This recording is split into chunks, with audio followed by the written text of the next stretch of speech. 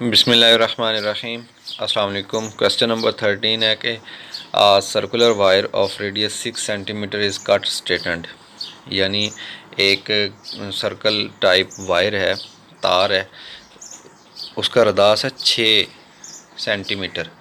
अब हमें ये नहीं पता कि उसका सरकमफ्रेंस या मुहीत कितना है, यानी उसकी अपनी लेंथ कितनी है, उस तार की नहीं पता, लेकिन इतना पता है कि वो सर्कल शक्ल में है और उसका 6 सेंटीमीटर रदास है। इस कट स्ट्रेटन, उसको काट के सीधा कर लिया गया उस तार को, and then bend again so as to lie along the circumference of a hoop. हाँ, उससे ना एक छल्ला बना लिया, ये जो उंगली में डालने वाला छल्ला होता है या रिंग कहते हैं, जिसको इंग्लिश में हूप बोलते हैं। Then bent so as to lie along the circumference of a hoop of radius 24 centimetre, यानी वही जो थी पहले तार थी उसको काटा गया, काट के फिर उसको बेंड दे दिया गया, छल्ला बनाने के लिए मोड़ दिया गया, और वो जब टोटल मुड़ी ना, टोटल मुड़ के, तो वो मुकम्मल छल्ला या गोल नहीं बनी, बल्कि बैंड था उसके अंदर और उसका रदास था 24 centimetre. Find the measure of the angle which it subtends at the centre of the hoop. अब वो कितना एंगल होगा, ज़ाविया मालूम करना है। इसकी बेटर अंडरस्टैंडिंग के लिए मैं डायग्राम बनाता हूँ, 2 डायग्राम बनाता हूँ, और साथ साथ आपको मैं वजाहत करता हूँ कि कैसे तार को काट के उसको एक हूप की शक्ल दी गई है। आइए देखते हैं कैसे।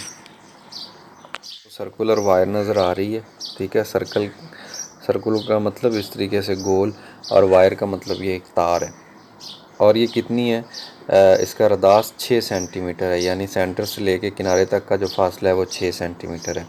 अब हमें ये नहीं पता कि तार बनाते हुए ये जो लंबाई टोटल लगी है तार की, इसको सर्कल शेप देते हुए, ये कितनी है, हमें ये नहीं पता ये कितनी लेंथ है। अब इस चीज़ को बोलते हैं सरकमफ्रेंस या मुहीत बोलते हैं, और इसको मालूम करने का जो फार्मूला होता है उसको कहते हैं 2πr, ठीक है। ये कट लगाया, यहाँ से काट दी, काटने के बाद ये जो रेड कलर की तार थी इसको सीधा कर दिया गया। सीधा कैसे किया, यहाँ से ऐसे इसको ऐसे सीधा किया, और फिर ये बन गई, इसकी जो शेप थी वो ये बन गई ऐसे, ये सीधी होगी बिल्कुल। अब हमने बताना है कि इसकी लेंथ कितनी है। सीधी करते हुए ये जो पहले सर्कल शेप में थी, जब काट के इसको सीधा किया तो इसकी लेंथ कितनी है। तो भाईजान इसकी लेंथ वही है जो एक दायरे की शेप के अंदर थी। अब दायरे की शेप के अंदर लेंथ हम इजीली मालूम कर सकते हैं, क्यों कि रेडियस दिया गया, और रेडियस से सरकमफ्रेंस या मुहीत मालूम करने का फार्मूला होता है 2πr।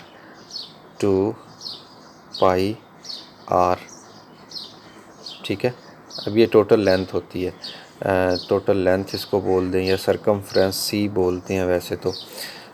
2πr की कीमत 6 है इस केस में, जैसा कि शक्ल में आपको नज़र आ रही। तो ये बन गया 12π। पाई की कीमत लगा दें भाईजान 3.1416, और इनको कर दें मल्टीप्लाई। मैं कैलकुलेटर मदद से इसको मल्टीप्लाई करता हूँ। 3.1416 मल्टीप्लाई 12, ये आ गया 37.69। राउंड ऑफ करके ही लिख देते हैं 37.69। अब जो 69 है उसको 7 ही लिख देते हैं, 37.7, क्योंकि ये सेंटीमीटर में था, लिहाजा जो इसका सरकमफ्रेंस है वो भी सेंटीमीटर में आ गया। तो पता चला कि ये जो इसको स्ट्रेट कर दिया गया काटने के बाद, इसकी जो लंबाई है वो 37.7 सेंटीमीटर है। यहाँ तक बात ख़त्म हो गई, ठीक है। अब दूसरी बात शुरू होती है कि ये काट के फिर इसको बेंड दिया गया। ये जो ब्लू कलर में मैंने बनाया इसको बेंड दिया गया, जैसे छल्ला होता है ना ये। अभी पूरी बात सुन लीजिएगा। जैसे ये सर होता है,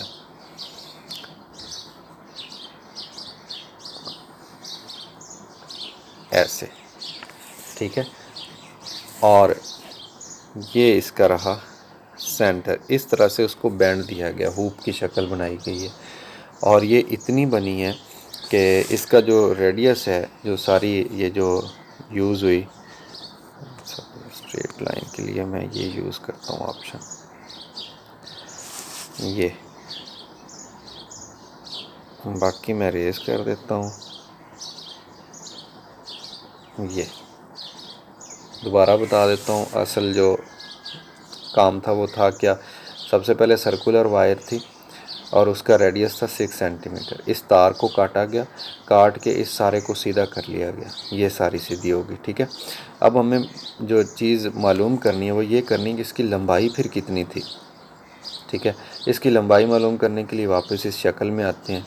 ये जितना सरकमफ्रेंस है, सरकमफ्रेंस मुहीत को कहते हैं, यानी जो दायरे के अंदर लंबाई होती है मुहीत, तो वही अगर हम मालूम कर लें तो जितनी लंबाई दायरे की है उतनी ही इस लाइन की होगी या इस चीज़ की है।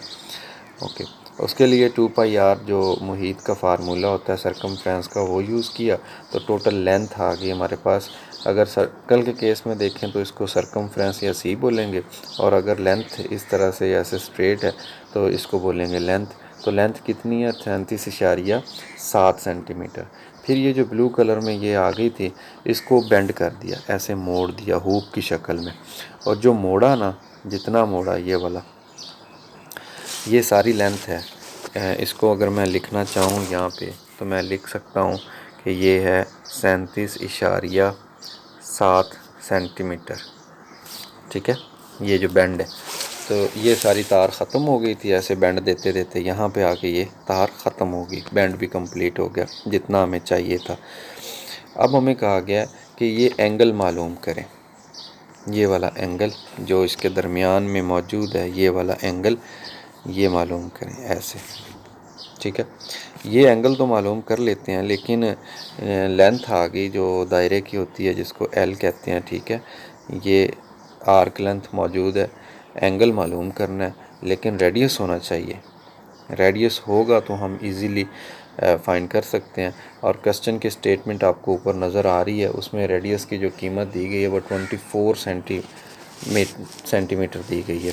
तो पता चला कि जो इसकी रेडियस की कीमत है वो 24 सेंटीमीटर है, आर। अब एल और आर दोनों कीमतें दी गई हैं, एंगल मालूम करना है।